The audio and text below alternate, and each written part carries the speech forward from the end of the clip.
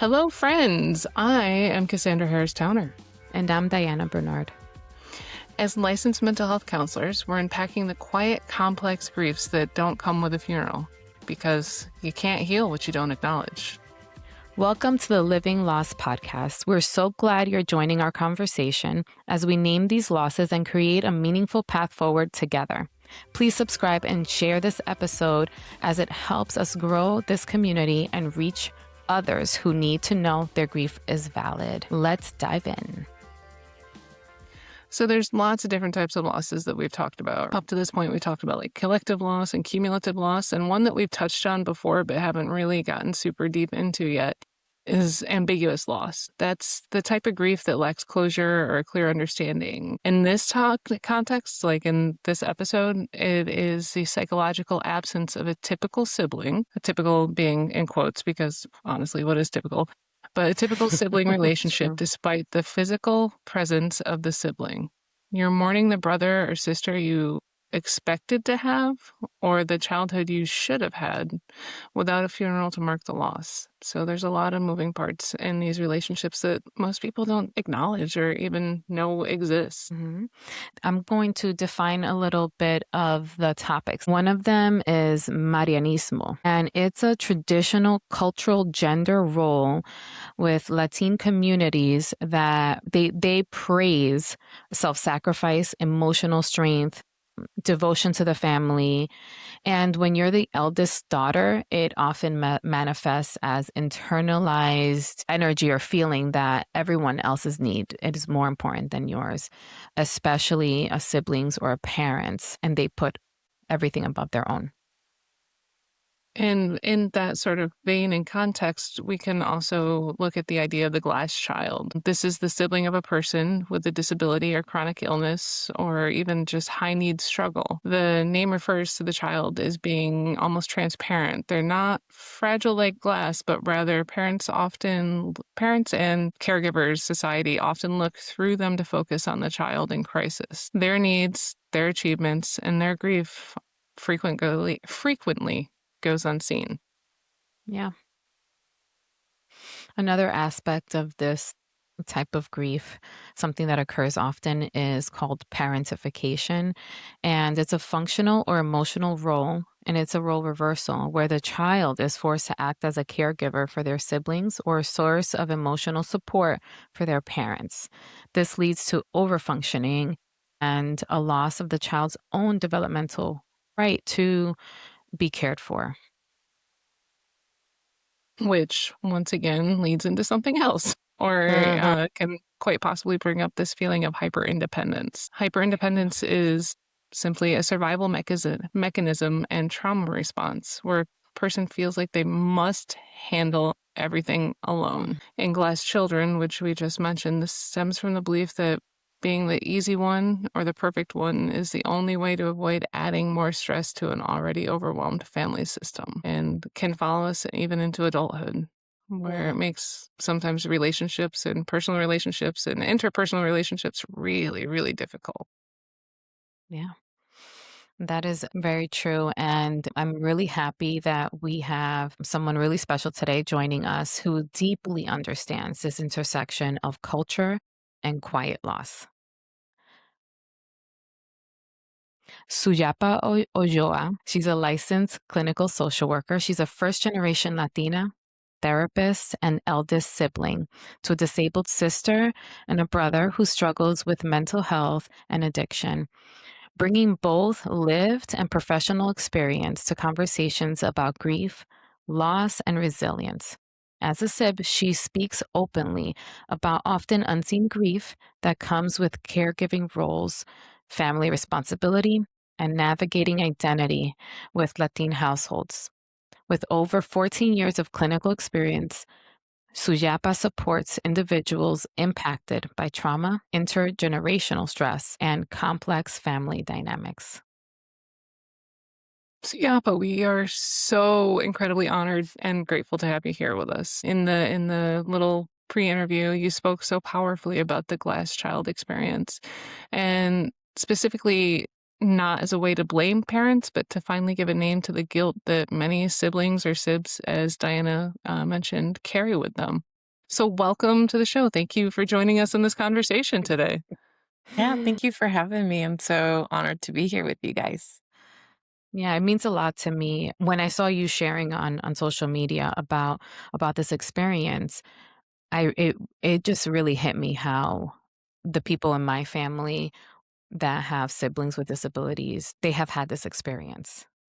And they have been the ones who are not supported. And often sibs, they get criticized instead of being supported.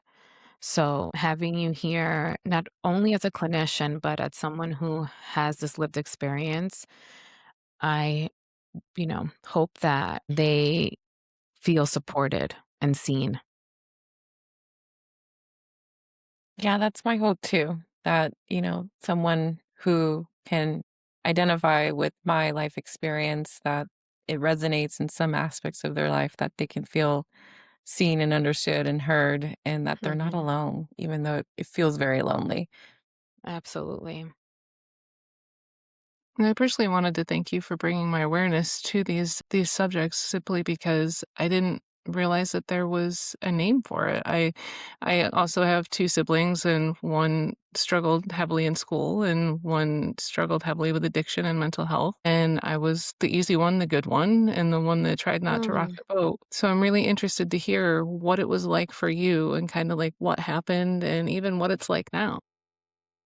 Yeah, it's been ongoing learning journey for sure. I would say one of the key highlights that I would share is not realizing how not just being the eldest comes with its own role or its own demands, so to speak, or expectations. But if you add that layer, like Diana said, about being raised in a Latin household and how Marianismo comes into play, and generally speaking, in typical family dynamics or relationships, the firstborn daughter or the eldest daughter does carry a lot of caregiving roles or is seen as like a second mother or parent. So then you throw in you're now the eldest from in a Latin household where you have a disabled sister. And in my case, my sister was born with intellectual disability and some physical disabilities. And then now I've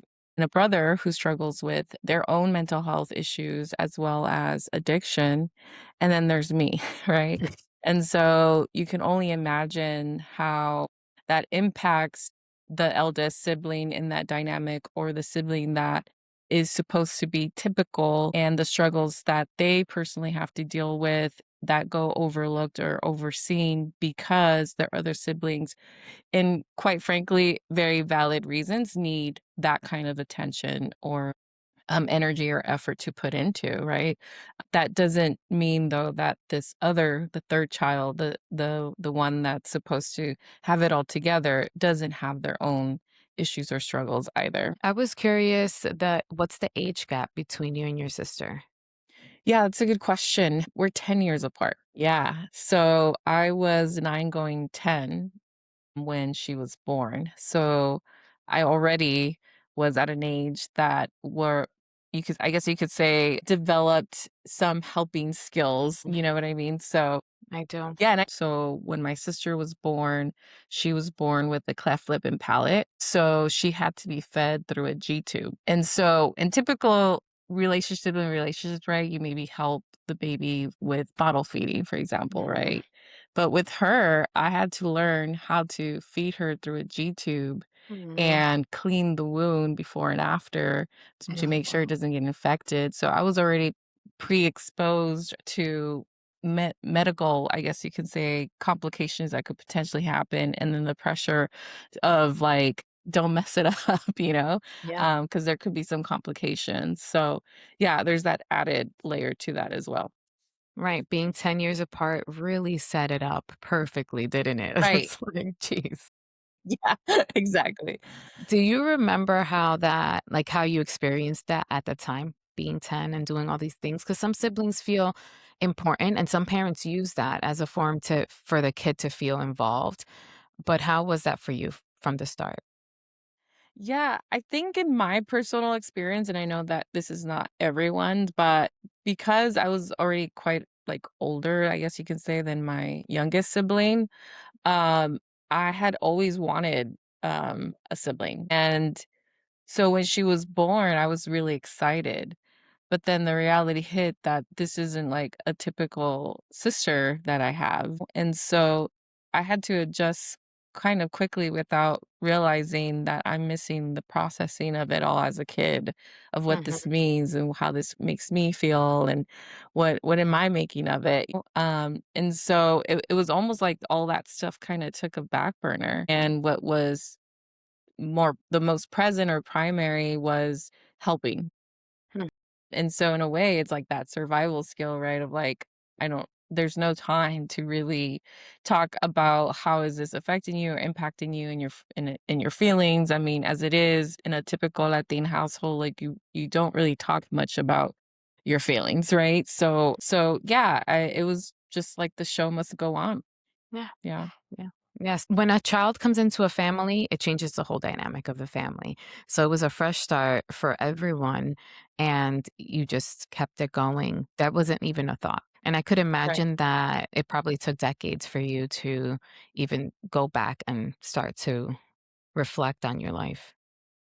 Yeah, definitely. I mean, not until I was in undergrad and in my third year where I have to do classes in in the major that I chose. And at that time, it was human services. So a lot of it was counseling related or therapy related. And we had to do our own group therapy per se. And so that was, I think, my very first time realizing of how all of this has had its impacts on me. Because until then, it was just my normal. Mhm. It was my normal, Mhm. even though I knew that it wasn't everyone's normal, if that made sense. Mm. No, it does. How did that impact the Marianismo, your role as an eldest sister, your culture? How did that affect your relationships? And tell us about like that unlearning process that you learn now as an adult. Yeah. So I naturally, and I could say in a way, I was molded to be a caretaker or a caregiver kind of role. So even in friendships or romantic relationships, I became the person that everyone would go to, the one that was dependable, the one that Yeah. I would pick up your phone call and listen to you vent for an hour and give you some Mhm. advice or some feedback. And so yeah, I continued that same role in various dynamics and relationships throughout my life. And I think I felt it the most, I would say maybe in romantic relationships where I was used to being in relationships with a person that needed caretaking Mm. and Mhm. or there were certain things about them that they struggled and I had such a deep empathy, but to the point that I self-abandoned, where, now I'm prioritizing their needs over mine and I'm prioritizing like getting them help and then maybe even getting frustrated because they're not really doing anything to help themselves, which has been my experience with my brother. And so here I am repeating that same dynamic, I guess you could say, and role and frustrations that Mm. I've experienced throughout, growing up as as a child. So, yeah, a lot of huge impacts relationally for Yeah. sure. Absolutely. So I can Absolutely. see how your identity was developed through these experience of caretaking, how it then transferred onto your interpersonal relationships. And when it comes to your identity, abandoning parts of yourself, right? And then with your sister having a physical disability, those are the ones that people notice, right? That because you can see it. But when you have invisible challenges, like with mental health or addiction, you can't see it. People don't see it. And also, you cannot physically do something to make it better. So all you have is your influence. And then I could imagine the frustration of I'm used to being effective, right? And then Mhm. having a different experience with someone struggling like that. Yeah, it's that helpless feeling, and unfortunately, that feeling comes and goes in waves and gets triggered with various situations. I mean, as it is in our social political climate, that's even something where it shows up, where that helplessness feeling can show up for many Mm, people for different Mhm. reasons. But I think for me, uniquely in a way that's like, oh, I know this feeling. It's not good. It feels crappy. However, I'm in such a better place now to be able to manage those things and notice them versus Mhm. before where it was just like overwhelming. Like I Yeah. couldn't see the light at the end of the tunnel. I can't do anything, you know? mhm. Yeah, And I Go ahead, Cassandra. I was just curious because Diana had touched on it earlier, and I was interested in how you've moved forward with the unlearning process. Because there's so many of these things that are so deeply ingrained inside of you, and there's so many of these things that have been with you since probably even before your sister was born. I don't know how old your brother is or at what point.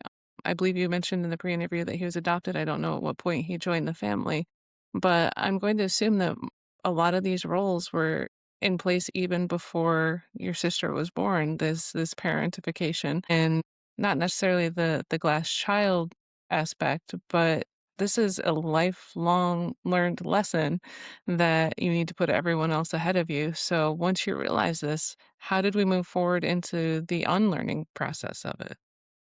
Yeah, so my brother and I are 7 years apart, and he came into our lives, quite honestly, I wanna say right before my sister was born, so those Mhm. 2 things were happening Oof. yeah, around the same time, and so, yeah, it was a double whammy, I guess you can Mhm. say, but the unlearning part of it, honestly, has happened little by little through adulthood. However, I think the biggest moment where I can say, "Oh my gosh, I'm really shedding a lot of those,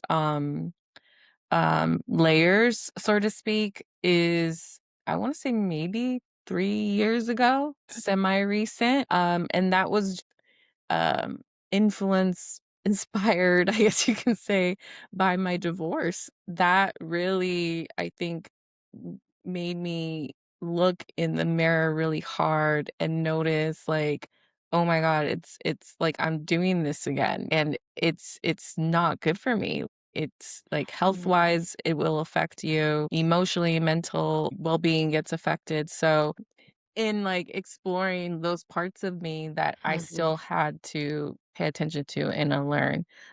So, yeah, a lot of those things was from a spiritual level, a lot of those things, came from just conversations with friends and family, my own therapy, and things of that nature. So, yeah, it's like having to learn that prioritizing myself isn't selfish, and if people see it selfish, then that's okay, that's on them. Then Mhm. I will be selfish in their eyes, Mhm. and I'm good Mhm. with that, you know? Mhm. So, yeah, it's like things like that that I started to unlearn. That is, to me, is not a coincidence that it came up during a divorce because that is a loss in itself. And it is the same type of ambiguous loss that people may not know how to support you and during that. And you don't receive most of the time we don't receive the help that we actually need. So also with grief is that when you experience a loss, it kind of brings up all of the other loss that you have had in your life. And when it's all coming back to the surface, it can feel like quicksand, like it drags you down, but it helps you see it all, and you have a choice to make. You can and you deserve and you should feel all of it and be, sad or go through your process, but also take a look at it. Take a look at what you don't want in your life. Another part is Yeah. that you're an adult and you took a long time. And I love that you shared that because people, when they don't feel good, they think that if they do certain things, they're going to feel better quicker, or they don't see the person that is better took years and to make these changes little by little so they stick. Yeah, definitely, and I think too, I mean, I'm glad you pointed that out because even in therapy, which I'm sure both of you might have already experienced this, is people come thinking like, I just come and fix me, or this, like, why am I not feeling better? Or be at the place where I was thinking or hoping to be, right? But we're humans and we're complex and it takes a time to get there. Sometimes, yeah, it is years, and sometimes it's outside of the therapy space. So yeah, it's not a one size shoe fit all kind of thing. There also comes a piece where you need to realign your expectations for yourself and others. I know that you had mentioned that sometimes you'll do a little bit of research about glass children and things of that nature, and there comes often almost like a negative feedback when touching on that subject. So setting your expectations of other people, if you don't like what I have to say, I think you said something just a few minutes ago where you're going to basically be who you are regardless of what anyone else thinks about that. So setting that expectation of yourself to be you and to be unapologetic about it, but also of others to either accept you or not and decide for them whether or not they want to be part of your life. That is a complete turnaround from the sort of mentality that you were raised with. And it's just absolutely remarkable. So I wanted to point that out in case it's something that gets missed because that's outstanding. Mhm. Yeah, it's a huge 180 for me, Mhm. for sure. Mhm. Yeah. Mhm. Yeah, Mhm. and I know that you brought up that point of, like, doing the research and stuff, and I think, this is why I I I want people to feel like it is attainable, it's not easy, it's a lot it's hard work, and it's painful, and it's almost like you have to purge in a sense. However, if you put yourself in uncomfortable situations, and for me, for example, that was like, okay, I need to acknowledge that I do need help. Like, I'm one Mhm. person. I can't do everything on my own. Mhm. And I do have to acknowledge that I do need people. And that before used to give me the biggest ick. Yes. I mean, Like like, me I don't need need anyone. someone? Yeah, No. never. That's the hyper independence. Yes, that's hyper independence.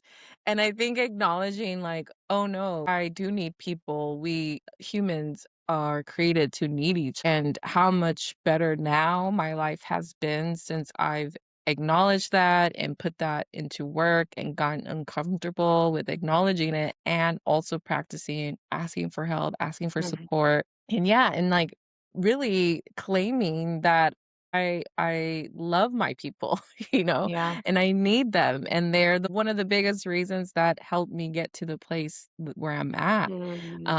And yeah, so that I think has been really healing and life changing for me as well. Yeah, seeking that support, allowing for that support, and to have a support system. Sujapa, earlier in the conversation, you mentioned that when your baby sister was born and that you didn't notice at the time how you were behaving differently, not typical to a sibling, and how that developed throughout your relationship. How was that for you?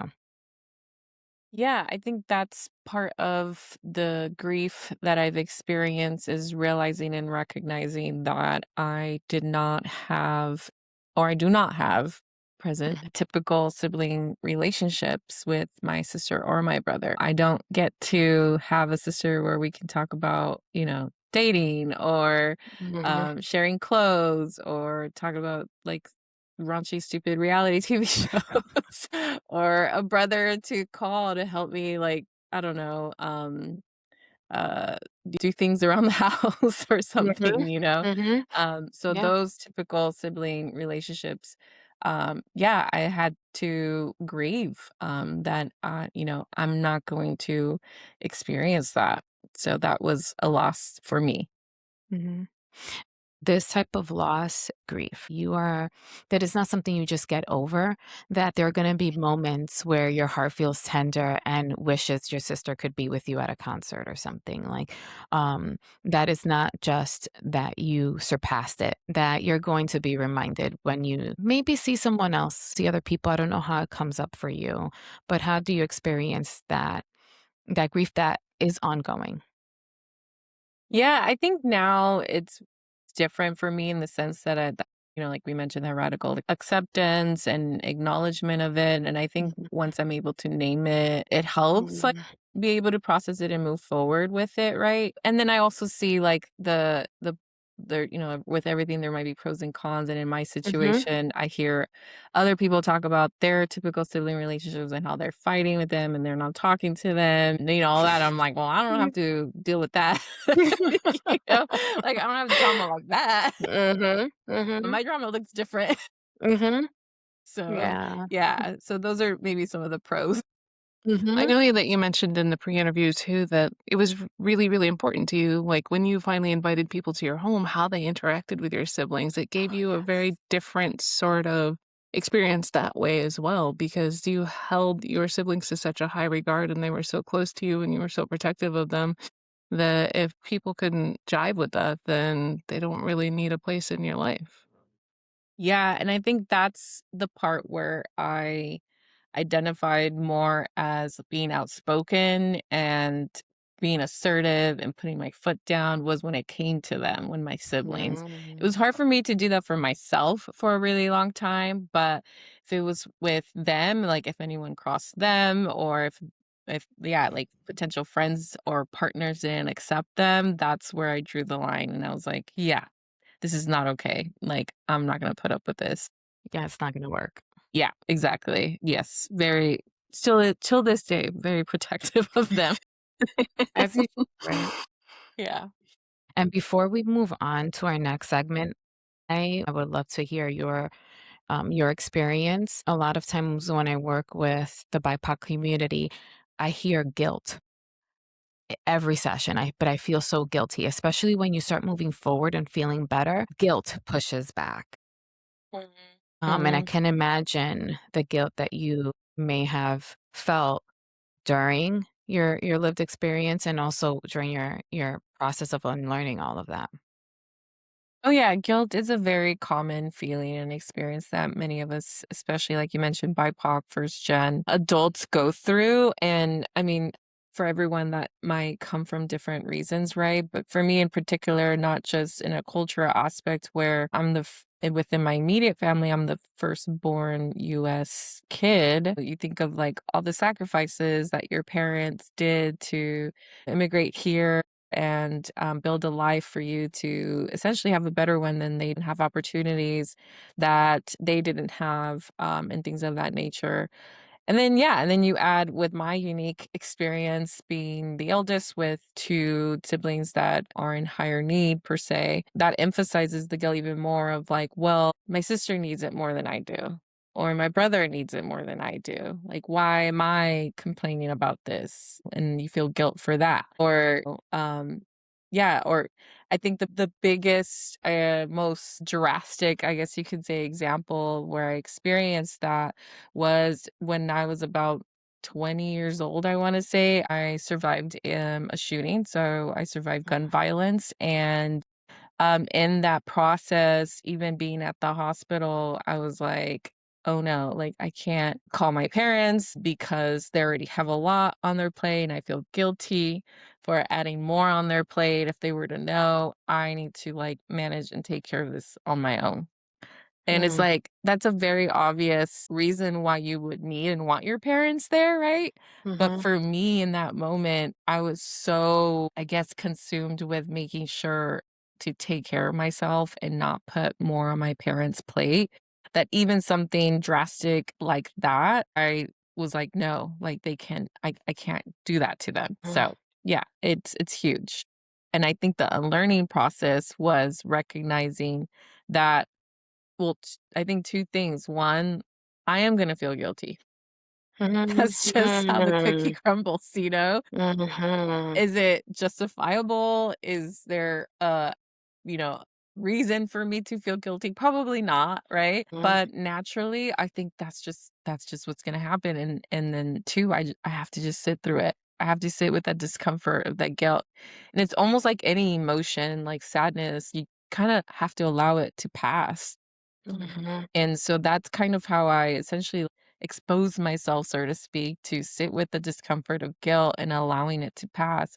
And as the more that I practiced that, the guilt became less and less and less. So, yeah, would love and to sit here and say, "Oh yeah, like I never feel guilty now," mhm, or like that once you do this work, you'll get mhm, rid of guilt. But for me personally, yeah, it doesn't come up nearly as half as it did before, or how intense it might feel as nearly compared to, as strong as nearly compared to before. But yeah, it's been years in the making of unlearning how guilt can impact my decisions, I guess you can say, in the self-abandoning part of it too. Mhm. Wow, that's really impactful and it shows the journey of healing. I saw that on your website actually that you talk about radical acceptance is to say, yeah, guilt might always be a part of me. I may always feel it, but now it doesn't define how I behave, how I act. Right. The thing that we want to get rid of because it's so painful, like grief, we may always feel this pain, and how we handle it, how we cope with it, it makes it manageable, less frequent, less intense. We have skills like validating our experience. And when you were younger, you couldn't say, of course, need my mom and dad here. I was just in a really horrible place and I need my mom and dad, and they would want to be here with me. You didn't Mm, have that before. Whereas now you can talk yourself through it in a much healthier way, in a way to support yourself, to allow for both experiences of this is the guilt. This is so familiar. I get it. And now act or be different. yeah, one of the things too is what's common too is like I don't want to worry my parents. And I always tell people like it's natural for them to worry about you. Mhm. I'd be concerned if they were not worried about you, you know? But at Uh, that time, I didn't see it that way, yeah. right? Like, of Mhm. course, your parents are gonna worry about you, right? So, yeah, it's one of those things too that is common. It takes some work and process to kind of acknowledge and, like you said, radically accept, like, yeah, my parents are naturally gonna worry if I'm calling them and telling them like, hey, I'm in the hospital, like, you Yeah, know? that would be shocking for anyone. Right, that's inevitable. I don't have control over how that's gonna impact them, and No. it's gonna just feel uncomfortable knowing that, yes, they're maybe freaking out, and very valid reasons as to why. Thank you so much for that. As we wrap up today's conversation, we're going to move into our favorite part of the show. It's called the Living Loss Lessons. This is where we're going to bridge everything we've talked about with one tangible takeaway that you can use right now.